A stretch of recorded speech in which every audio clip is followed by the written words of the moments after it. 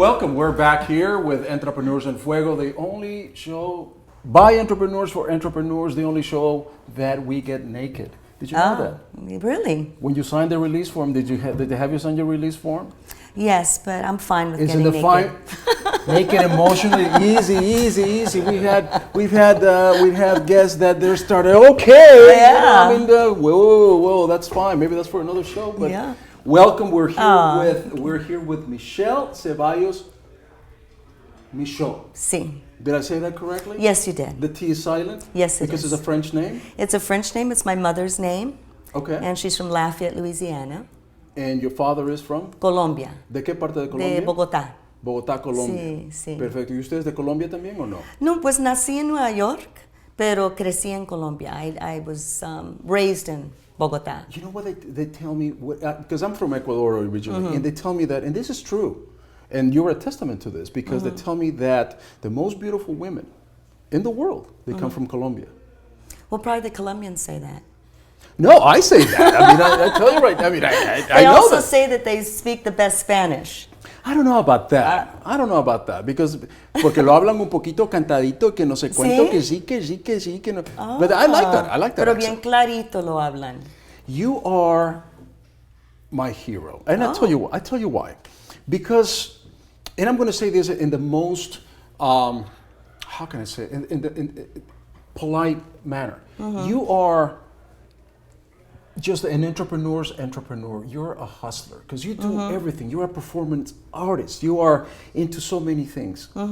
Tell us what your latest project is, and what have you done in the past, so that we know. Well, I started as a ballerina. Right, I was a prima ballerina of the Ballet Nacional de Colombia, but I also danced. What is a prima ballerina? Is that main, like the top yes, top thing? Yes, the top dancer, and then I danced in Russia, and I danced in Germany, and I was at American Ballet Theater, and that was my career. Before you go anymore, because I want. So, what do you do to be the prima ballerina for Ballet Nacional de Colombia? Because you have to have beat up like 1,000 other women, right? No. It's all hard work because at 11 I returned to New York. I studied at American Ballet Theater. At 16 I went to the Royal Ballet School in London. Yeah. And I danced with the Sadler as well as Royal Ballet, and then I went on to Germany. So I established a career as a ballerina in Europe, and I was one of the first Colombian ballerinas to do that. So when I decided to go back to Colombia, I came back as a estrellita, no? Okay, all right. And then I joined the company there, and I was made a principal dancer, it's called, with the company. So growing up, when did you know that you had talent for dancing? Is that something that just came naturally? It was a product of maybe you were born with it and then just more hard work, or how did you know at some point in time that you're definitely different from somebody else and that you have more talent certainly than other people? Well, I don't know if I saw it that way as having more talent than other people. I always loved Well, to you dance distinguish yourself from a lot of people because you're a prima ballerina for the Ballet de Colombia. because of the hard work and the technique. And yes, there were certain things that I had physically. I had the physicality for a ballerina. I also had the technique. I had the emotion. I had the training. So it was a process. I mean, as a little child, I loved to dance. But I also was born with my feet turned in. And so they tried these, shoes and all this to help. And the doctor actually suggested ballet to help with the rotation of the leg. So I started ballet really to help me physically. And then from there, I discovered ballet, and that's what I wanted to do, and I continued to follow that path. But it was a personal passion. I understand. So did your parents push you? Oh, tienes que ser una bailarina, you have to do this, you have to do that, or was something that you actually truly enjoy doing? It's something I truly enjoyed doing. They didn't push me. My mother was an opera singer, so she was very encouraging for the arts, and she is a feminist. She's one of the leaders of the feminist movement when Betty Friedan and Gloria Steinem resurged the feminists. So she's in films and all of that. So she was always saying to us, I don't want you to just get married and have children. You have the option to have a career, to do something more with your life than that. You can do that later if you choose to do that, but right now focus on yourself. And she was very encouraging of that. My father, a little opposite, because he was a machista, Latino. Okay. Even though he had a certain level of artistry, he did pottery, but he was a businessman. And But he probably saw your role in the role of women, as is traditionally in the Latin culture, as something more subservient, perhaps not as free and independent as you were taking off. Exactly. And also in the Latino community or in the culture, to be a dancer is kind of associated to be like a topless dancer or a show dancer. It's not really looked at as something. It's changed a lot, but I'm talking about 40, 50 years ago. So he wasn't thrilled, but he knew I was very serious about it. And he saw my progress, and he saw the scholarships that I received and my determination. So he did ultimately support me. And then once I started taking him to the ballets and seeing Nureyev and Margot Fontaine, these great dancers, he understood much more what it was about. We're here, for those who are listening to us, we're here with Michele Ceballos Michot. The T is silent. You see, I'm learning French as we speak. From Lafayette, half Colombian and half Americana, Norteamericana y Sudamericana. Let's talk about that a little bit, because you say you're Sudamericana. And when I was going to school here in the United States, it was kind of funny, because I went to school in West Virginia in Bethany College, right? And I don't think that they've ever seen anybody from South America, ningún sudamericano. And then they immediately thought that I liked everything that was Mexican. And I had never had any Mexican food. I mean, I came here when I was 17 years old. Did you find, and maybe you still find, that there's a lot of confusion from people here in the United States that when they hear you speak Spanish, that you are not from South America, that you're by default from Mexico? Did you find that? Yeah, I think especially in the Southwest, they assume because Mexico is so close that anybody who speaks Spanish or is Latino is coming from Mexico. Right. I know a similar thing. In my era, I was the only brown face in the ballet class. I was stereotyped the roles, the hot Latina, so I was always the Spanish dancer or Carmen, the prostitute. Sure. And when I fought for roles that were not those defining roles, stereotypical roles, they would say, oh, you're not that, you're not that. And we're still fighting that. I work with an organization called La Pocha Nostra, and that's where I do live performance, and we travel internationally, and it's an activist performance group. And it's all about borders, about crossing those borders, all kinds of borders of gender, of race, of place. And so I'm a real advocate for that the stereotyping and the racism and the sexism is still rampant. And in this country, in the United States, especially so, unfortunately. Right. Maybe we call that the West Side Story syndrome, I suppose. But let me ask you this. I mean, so you're a dancer. You love the arts.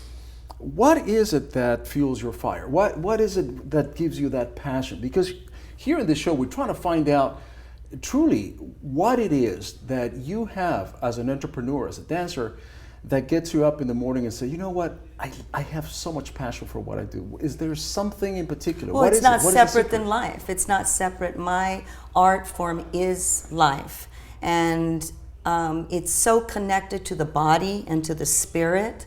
And it's something that I believe all of us as humans have in us and need to develop that. Some do much more than others. The majority of society is completely disconnected from their body. Completely disconnected. What do you mean by that, disconnected from their body? That everything they eat, everything they put in their body, everything that they breathe, everything that they read, everything that they think affects who they are and how they develop, what their connection, their interconnection to the whole is. Most of us are reactionary and just drawn by others. We're groups of, religious groups and cults, and have to be told how to drink, how to think, how to eat, how to behave, very few individuals are really taking responsibility for their lives. And I feel the arts does that. It brings an inner awareness and a connection to the whole. So that's what gets me up in the morning. I don't feel it's something I'm doing for myself. I think it's a survival, and it's something that's interconnected to everything. And that's environment, animal, how we're treating animals, Sure. how we're treating our environment, how we're treating each other. And the arts, that's why they're so repressed, because the arts stimulate individual thinking and responsibility of the individual. And our government and our societies discourage that. They What? just want these monotones. And it's interesting you say that because, you know, one of the first things, you know, we're talking about governments and the support that they should have for the arts, and which, by the way, we're here at the Office Pile in Phoenix, and of course, right behind us, there's this beautiful mural created by Angie Sequoia, who is just a phenomenal artist. And why is it then, if we're talking about that art really binds us, right? Is the emulsifier of our lives, right? Because that's the thing that provides the soul for our lives, right? So why do you think is it that governments, when they're doing their budgets, when they're trimming for things, when they're looking for things to cut, arts is the first thing that goes away? Because arts creates individual thinkers. And they do not want people thinking on their own. They want armies of individuals that are thinking how they want to think. That's why our school system is exactly how it is. One system of where they sit the children down and they bark information to them. There's no individual, no creativity. They're finding now, the only reason why they're opening now is because they're finding in their businesses people are just in depression and not wanting to go to work because they're not creative thinkers. So they're starting to reach out to artists, but it's all for their own business model, if I'm making sense. It's not really caring about the individual. The United States is in some serious, the whole world, because it's globalization, but each one of us needs to take responsibility for what's going on and realize that every single action that we do is really creating a reaction until if you go, that's not my business. That doesn't matter. We all actively have to speak out and stand up and start joining together and making these changes. And you're doing such a phenomenal job with La Pocha. I keep reminding people we don't live in a vacuum, right? So we affect other people with our actions. And like you're saying, we have to take responsibility for those actions. And you're doing a phenomenal job in doing that, in promoting that. In doing your work, what do you find the most difficult aspect of what you're doing right now? Because of course you have a lot of passion for what you're doing and you're promoting a bunch of stuff. But what is the biggest obstacle that you have to overcome? I think it's the nowadays? obstacle that in general the world is dealing with, is being able to understand difference and work difference. And even if we may not think the same, that we find that common ground. What Pocha does is that we have workshops all over the world. And we go to areas, we're going to Tijuana now, we just came back from Mexico City, we were in Athens, Greece last month. Is there one here in Phoenix? Yeah, we're coming in November. Okay. We're doing a project at ASU where we hold these workshops of about 28 to 30 individuals. Half are local artists, all different kinds, and internationals, all different ages, all different orientations, gender, place, size, everything.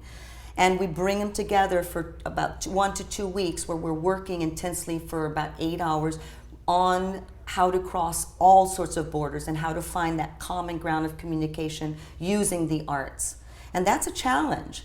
And if we're able to find a way to all communicate in this small little 30 people, imagine the repercussion when we go out into the world, which is our main problem. I mean, everyone is like, I don't like you because you're not the same color as me. I don't like you because you're not the same religion of me. You look different. If you're the same as me, you're okay. If you're not, you shouldn't even exist. And it's hard for me to understand in this day and age, right? Why we're not so much tolerant. And it's okay to disagree about a lot of things. It's okay if you are different from somebody else. We all not have to be cookie cutter. We don't have to be the same. And so long as I believe that there is respect for what you think and what I think, even if we disagree, then we should be okay. Well, that's great. But I don't know how many people think that way. Well, you think that way.